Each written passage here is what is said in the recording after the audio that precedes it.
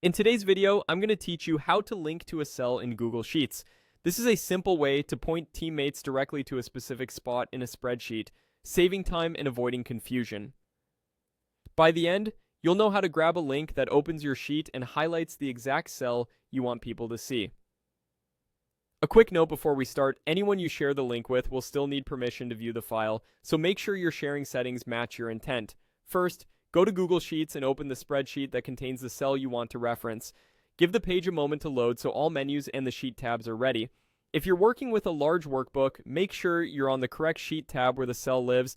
It helps to zoom in a bit if the grid is dense, just so you're certain you've selected the right cell.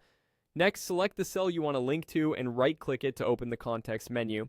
On a trackpad, a two-finger click works, and on some devices you may need to hold a modifier key while clicking.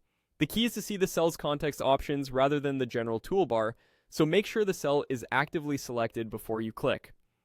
From the context menu, scroll to the bottom and choose View More Cell Actions.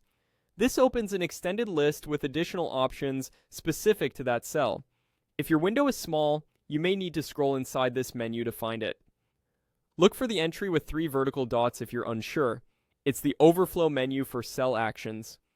Now click Get Link to this cell. When you select this, Google Sheets automatically generates a direct link and copies it to your clipboard.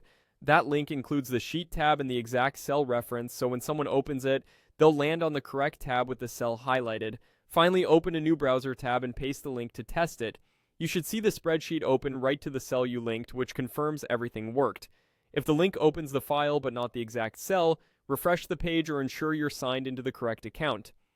And remember, if others can't open the link, adjust the file's sharing settings so they have access. That's it. You've successfully created a direct link to a specific cell in Google Sheets, making collaboration faster and clearer. If you found this helpful, repeat the process for any other key cells you want to reference.